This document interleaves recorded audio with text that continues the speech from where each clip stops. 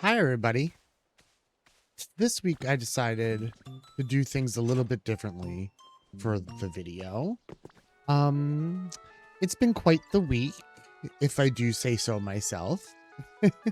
And I stumbled across this uh, Minecraft creator on YouTube, PIXELENDSIDE. Go give him a follow, where he just plays Minecraft and talks.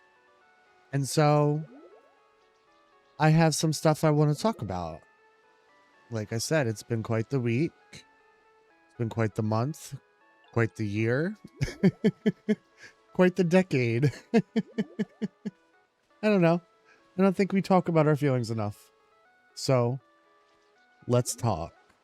Welcome in, everybody. I'm Chris, and for this week's video, I figured we could play a little Pokopia while we have like a little chit chat. We have a little talk, a little moment between friends. Just us.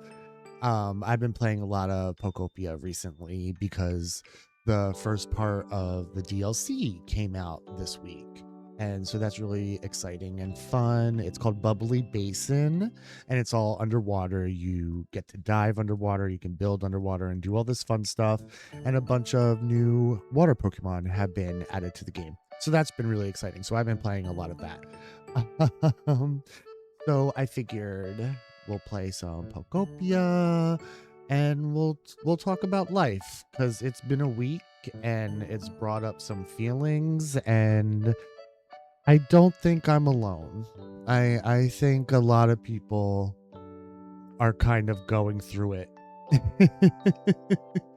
So last week I went and saw the new Spider-Man movie, and I was really, really excited. I've waited I think it was like 5 years since the last one came out. And I was excited. I was really looking forward to it. I had been making the boyfriend watch all the MCU movies leading up to it. It was his first time seeing all of them, so that was like exciting, watching them through his eyes for the first time. That was really fun. So it was like a big moment. Like a lot was, riding on it. And we decided to go to a later movie. I don't hate kids. I don't want to be around them, and I don't want them to ruin my experience. So we got tickets for a 10:35 show, which means like the movie itself wouldn't start until about like 11 o'clock.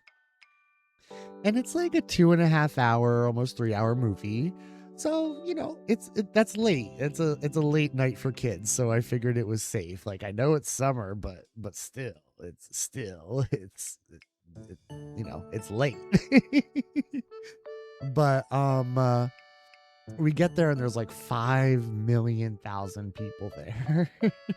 And about 3 workers in the concession stand and exactly 1 ticket taker. Just 1.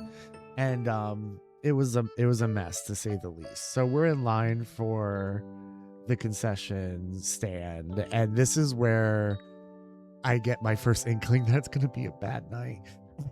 A bunch of people like just cut the line, and nobody cared, or nobody noticed, because everybody just had their faces in their phones. And I look around and I'm like, I'm the only one who noticed, and I feel like I'm the only one who's bothered by this. And I don't I don't understand that. I don't understand that behavior. Like, do you think you're better than everybody else and that you don't have to wait in line like the rest of us? I don't understand. I don't know. I don't know if I'm just old school, so like I would never behave that way. I don't know what it is. But I was like, all right, let's just get through this part, and then we'll be at the movie, and it will be fine because it's late and there won't be children.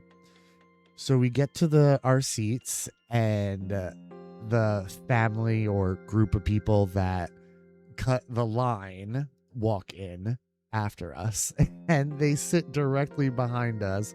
But there's more than just a group of people that cut the line. There are children with them, and not just like children. We're talking kids under the age of 5. at this late ass movie.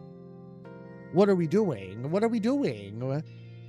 And so I'm like, okay, it's gonna be fine. You know, it's just the previews. It's whatever. And they're just yapping and going to town during all of the previews. And there's this group of like 20, 21-year-old boys next to us who just start screaming Spider-Man at the Hunger Games anniversary trailer. Just fully screaming Spider-Man for no reason other than to be a nuisance. And so I turned to my boyfriend and I said, I'm not doing this. I refuse. Let's go to customer service and like exchange our tickets for a later movie. Surely a later movie will be safe, right? Well, I guess joke's on me. Because no, it was just getting the tickets to a later movie was a hassle. We go to customer service and there's nobody there. So we talk to the poor ticket taker, the single ticket taker, and he calls for management multiple times and they just leave him on red. They do not care. They cannot be bothered. They're probably out back smoking weed or whatever. Like, they do not care. They do not get paid enough to care. And I understand that. But I also am of the mindset like, well, maybe if you cared, you'd get paid more. But maybe that's just me. So I was just like, okay, we're already here. We already have our popcorn. We already have our drinks. What are we going to do? So we decide to just get another pair of tickets for a later show, and we'll deal with like the refunding and calling customer service the next day. Which, now saying that, I don't think we did. So that's, add that to the list. But so we get our later tickets, and I say to the ticket taker guy, we already have our food and drinks. Please tell me you're going to allow us back in and not make us buy new food and drinks, right? And he was like, yeah, no. I was like, okay. Like, he was a sweetie. None of it was his fault at all. Like, it's not his fault. It's a management issue. You know, he was clearly new, because he also said that if he were trained, he would have done like the ticket exchange for us. So I'm assuming he was new.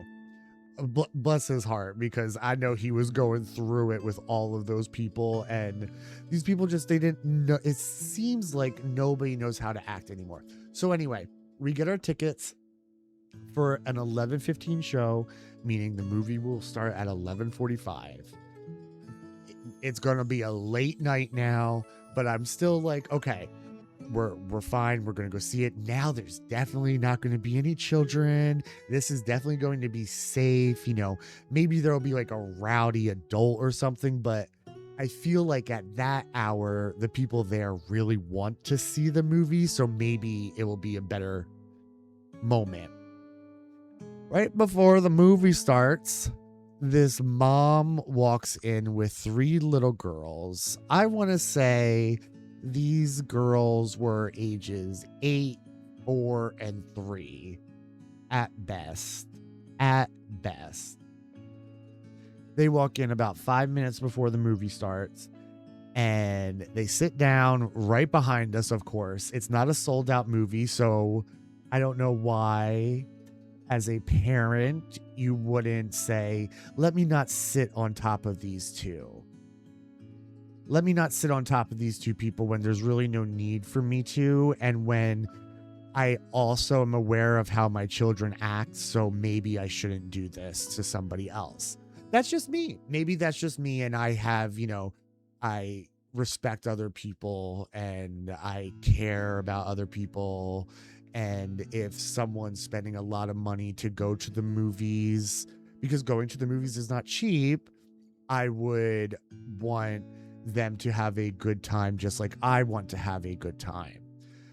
Maybe I'm an alien. I'm really starting to think so the more and more.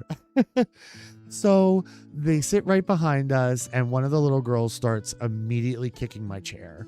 I'm talking rock and roller coaster at Disney World, the Aerosmith ride. I don't even know if that's still there. We should find that out before we book tickets. But, it was bad. Like, this little girl kept kicking my chair, and I was just like, with each kick, I was getting more and more and more overstimulated. Like, I am autistic.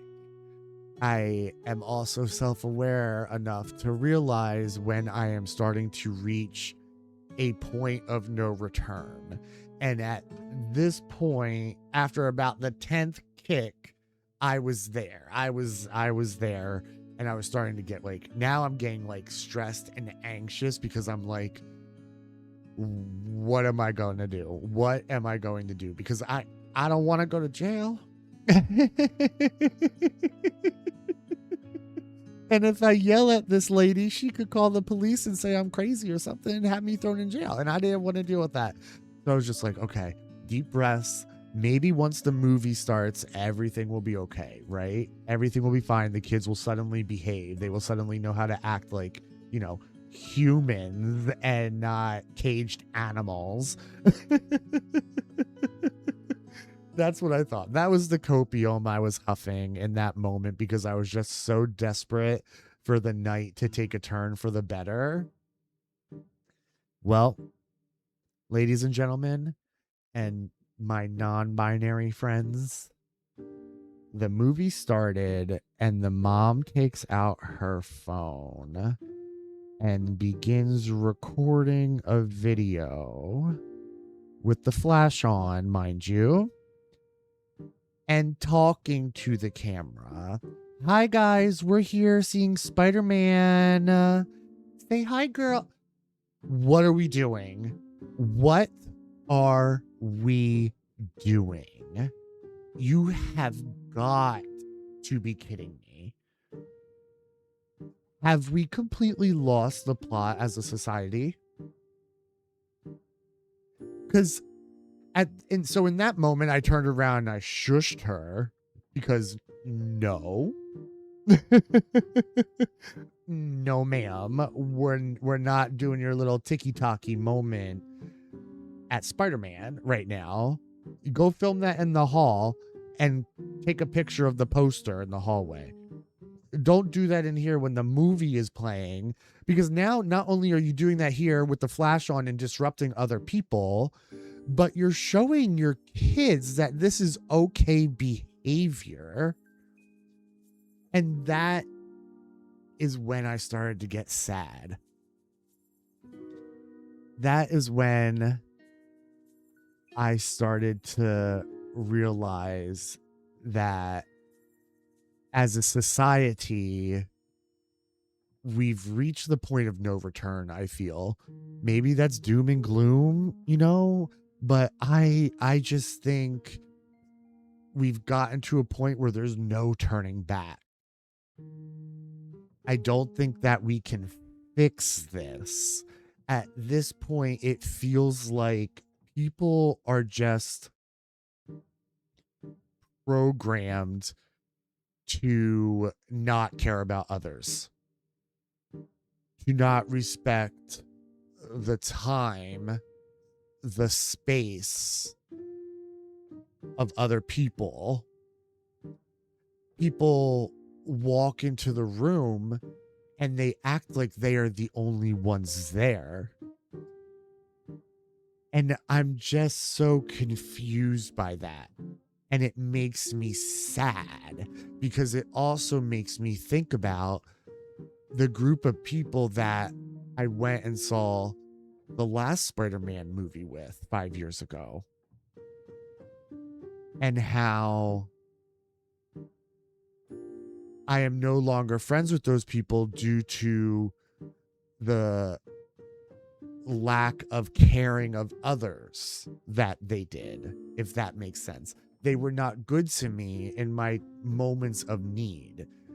And I think as friends, it's okay to have standards for your friends. It's okay to expect your quote unquote best friend to be there when you are feeling suicidal, to also reach out to you and ask how your day is going, to also be the one to try and make plans with you. It doesn't have to be on your shoulders all the time. And I think that all just wraps right ground back to people not caring about others. And it's funny because I say how awful people are to people anymore, how hard it is to build that community anymore, because you never know. You could be you could think you're building relationships with people, all the while they're talking badly behind your back, or all the while you have something that they can gain and it's a transaction, or all the while they're not as into the relationship as you are. So it's scary. And I say all that, but I also recognize that life is lonely. Life can be very, very lonely. And I think more so now than ever, because we are all so separate. We all think we are so together because we are friends on Facebook. We follow each other on Instagram. We heart each other's anniversary photos. But that's not connection. That's not meeting up with somebody for lunch and asking them how life has been. That's not having a friend you can call up and say, hey, I'm having a really bad time. That dark storm cloud above my head is really heavy and I need you. That's not the way life works anymore, it seems. And that makes me sad, because when did it change? You know, like for me, like when did life become so sad? You know, I've had a rough couple of months. Just last month I went no contact with my family. That's not a decision you make lightly. That's not an impulsive decision that you do without thinking about multiple nights in a row, multiple sleepless nights, multiple years of sleepless nights. That's, you know, that's not an easy decision that you come to cut off your flesh and blood. It's hard, and it's a death. And I think that affects people. I think death of all types affect people, because it could be, you know, it could be the death of a relationship with your family. You know, they're still alive, but you don't have a relationship with them anymore. It could be the death of a friendship. Again, they're not dead, but the friendship is. It could be, you know, for me also, just 4 or 5 months ago, my cat unexpectedly passed away. And I had her for 14 years, and she got me through the hardest years of my life. And that shook me to my core. And it reshaped the way I look at the world. Just in the same way that, like, when my relationship of 14 years fell apart, it reshaped the way I looked at the world, because there was so much. It was 14 years, but it wasn't good for 13 of them, because life happens, and before you know it, you find yourself in situations that you never thought you would find yourself in. That's the way life is. And you look back and you're like, how the hell did I get here? You know, but still, you did somehow. So there was something there. There was something there. And that's like a long time. 14 years, that's a long time. A lot of people in their lifetime don't get that. So that's a death as well. That's, you grieve what once was, or the illusion of what you thought it was, and you mourn what you thought your life was going to be. You know, it's a death. It's a grieving process, just like, you know, when it will be 5 years ago in September that my mom passed away from cancer. And it was very quick. She found out, and 5 months later she was gone. And in that 5 months, like, a lot of shit happened. Life is hard. Life is hard. Me and my mom did not have the best relationship.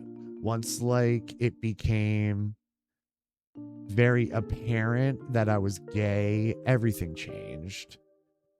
The day before that, she was my best friend. And then the day after that, she became my biggest bully. You know? So when... and that was when I was like 12 or 13 years old. So that's a long time to have a lot of baggage. And then you're faced with a clock in your face saying, hey, time's ticking here. You do not have all the time that you thought you did to fix all of the things you thought you could fix.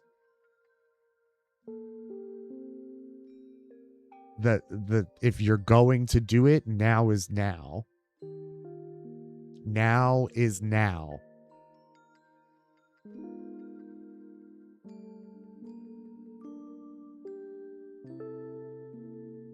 And I didn't.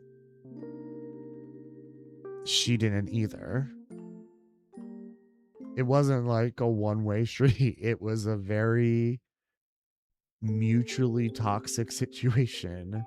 And I will have to carry that with me for the rest of my life. But that's death. That's grief. Nobody's promised the perfect death. Nobody's promised the perfect ending with every side quest wrapped up with a tiny little bow. It's not reality. What is reality, though, is that it's okay to feel like you just need a break. It's okay to feel that life is too much and that your plate is over full. It's okay to feel that you are on the verge of snapping. It's okay to feel that, like, you just need a moment for quiet, for peace, for everything to just be still. It's okay to have those thoughts. It's okay to recognize that you aren't doing okay, and that the weight of that rain cloud you are carrying around is starting to be too much. It's okay to miss what once was and mourn what you thought you were going to have. As long as you don't get stuck there, you know? You can't get stuck there, because getting stuck there is not, it's not the place for you to be. It's not the place for you to be present for the people that are in your life that you do care about. Because at the end of the day, we choose who is in our lives. We choose how we treat people, and we choose how we make people feel. all of those are conscious choices that we make on a daily basis.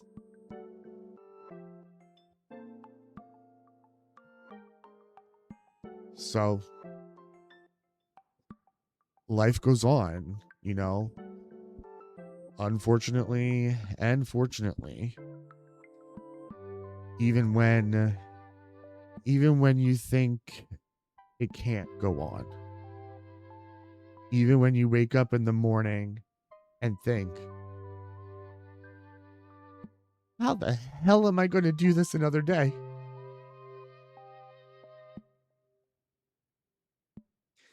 You take a breath and you remind yourself that you did it yesterday. You did it the day before that, and the day before that, and the one before that. You'll probably have to do it tomorrow. You might have to do it the day after that too.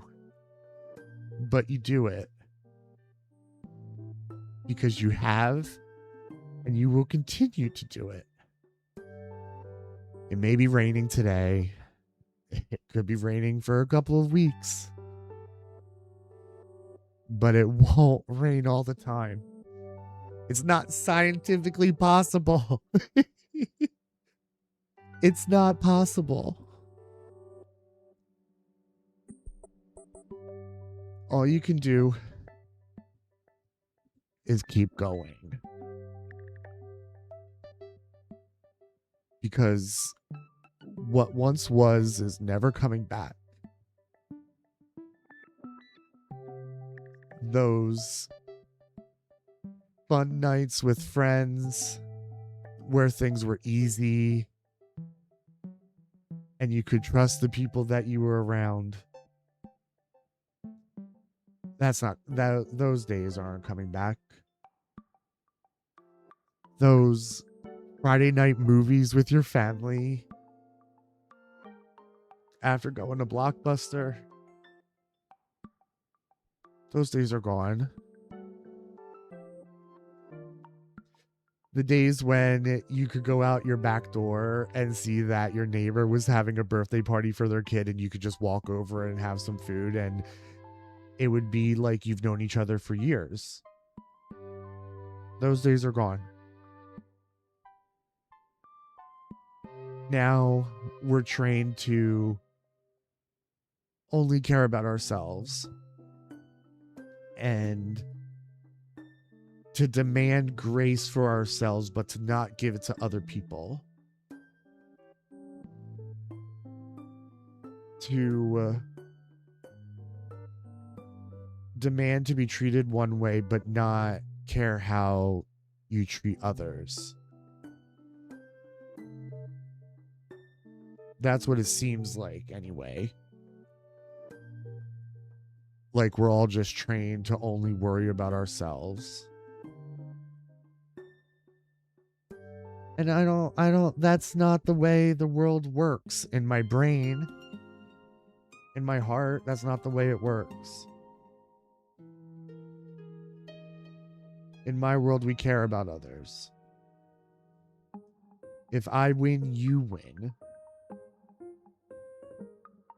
I don't know what this all has become, but it just feels like a death of what once was.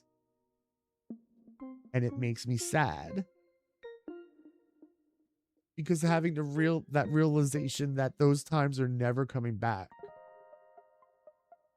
That's a reality that's hard to swallow.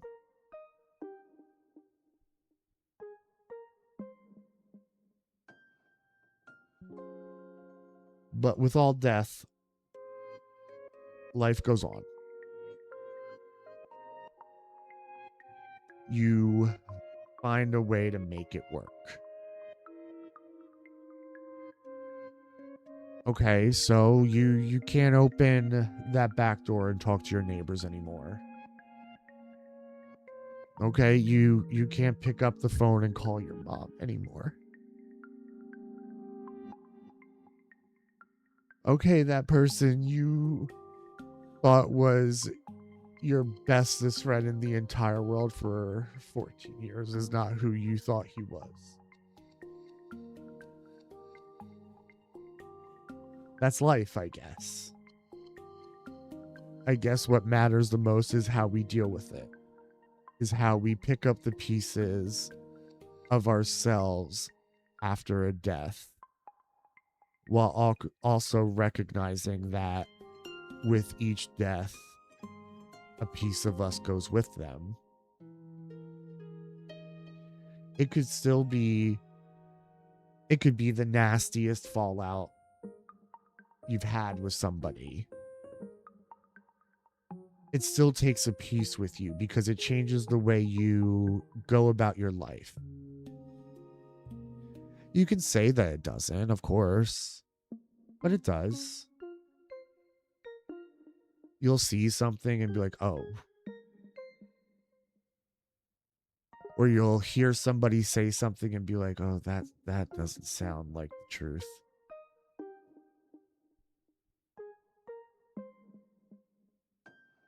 You could look somebody in the eyes and they'll tell you they love you, the whole while not meaning it.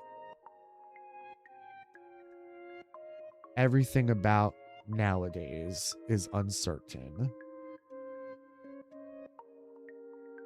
We live in scary political times. We live in scary financial times. And we live in scary social times. It's a scary time to be a person with feelings. It's a scary time to be a person that cares about others. And I know you're probably thinking, all of this from some assholes at a movie theater? Yes. Yes. It may sound very simple and very on the surface, but if we all just took a moment to step back and look at the bigger picture, maybe things wouldn't be so bad. If we all just took a step back and cared about our neighbor, maybe things would be a little bit easier. I just think it doesn't have to be this way. But I also just don't know that it can be changed. I think the train is off the tracks.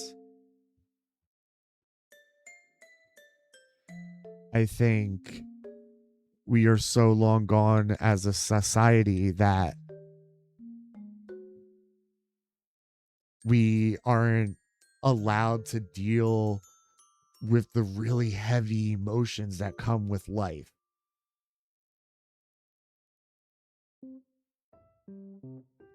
We're not able to talk about the elephant in the room.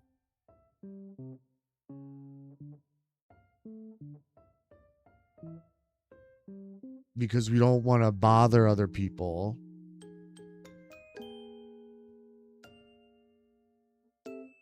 And we don't want to be rejected. We don't want to be shut out. So we torment ourselves. We reject ourselves. We shut out ourselves.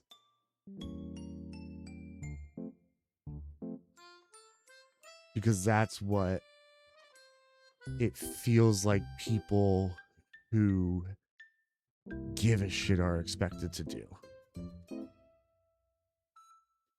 Oh, you're just being sensitive. Oh, you're being a snowflake.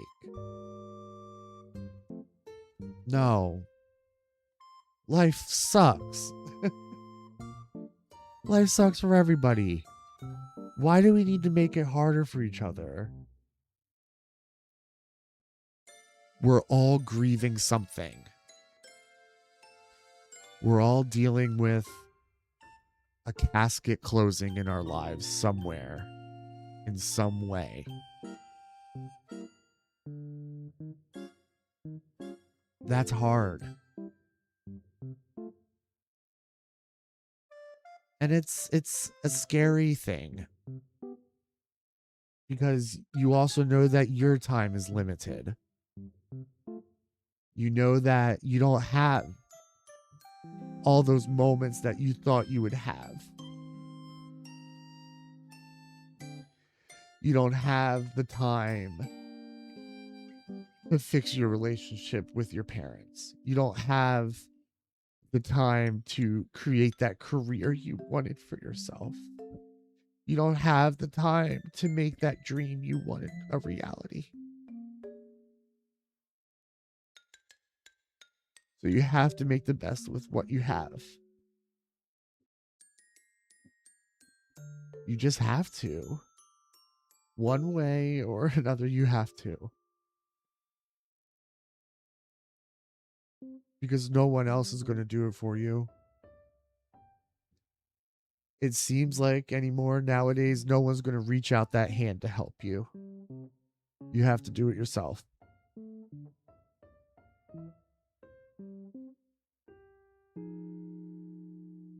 But with that,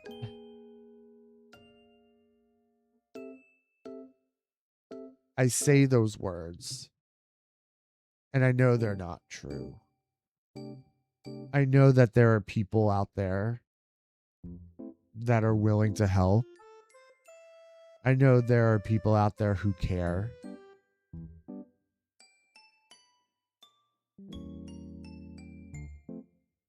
I know it's corny to say, but no, you're not alone. But it is hard to remember that. So, be kind to yourself and give yourself some grace. Give others grace. Allow yourself the space to feel the uncomfortable things that you do. Because even though you don't want to feel them and you don't want to deal with a potentially another sleepless night where you just lay in bed crying because of the things that you didn't say or the things that you did say or the things that you did or didn't do. If you don't work through those emotions of grief, it will consume you. It will take over your every fiber. So, whether that means you're one of the lucky ones who actually has that friend they can call up when the cloud gets too heavy, or you're someone who likes to journal or write music or play Pokopia,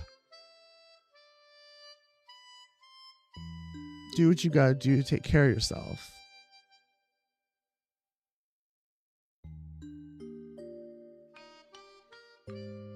Because life is short. Very short. It's too short to live it unhappy. So make yourself happy. Even if it's the farthest emotion from your mind right now. Because as much as I have talked about how horrible the last couple years of my life had been, I'm also aware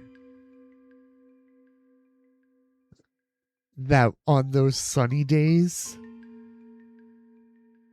I have a partner who loves me. Finally, I have a dog who I adore and I don't know what I would do without. I have a thriving and constantly growing Twitch community that I am so proud of. I have food on the table. I have clothes on my back. I have a roof on my head. On my head. Over my head. So life isn't that bad. I can recognize that I miss the way things used to be.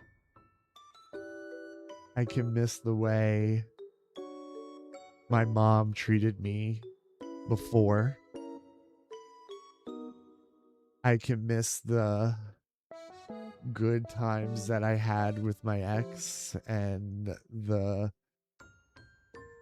good times that I had with my family.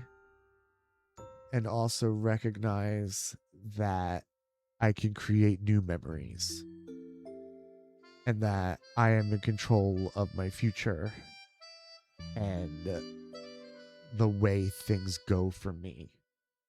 Nobody else is. And I think that's the most important thing. That while we as a society are seriously suffering from a lack of empathy and a lack of just respecting other people, we're also really lacking on respecting ourselves. And I think if we can fix the way that we treat ourselves, we can start to fix the way that we treat others. Because we're all going through something. We all have got it. We all have a dark cloud above our head. Some bigger than others. Some stormier than others. But we all do. And I think if we can recognize that, just maybe, we can get back to the days of opening our back door and saying hi to our neighbor. We can be able to pick up the phone and tell a friend that we need them and that things are bad. I guess we could only hope. I don't know. Maybe these are just the late night ramblings of a madman who is just desperate for hope.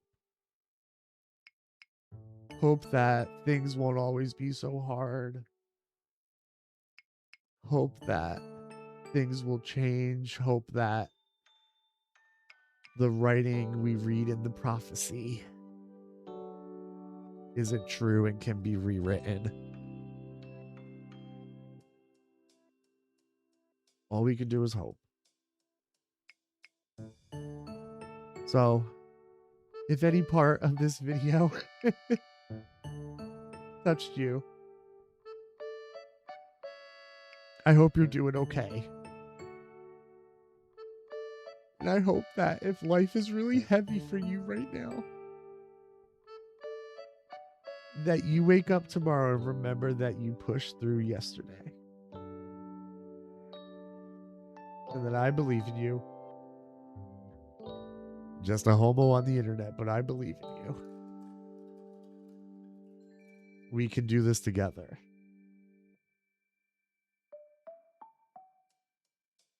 There's no reason to be alone.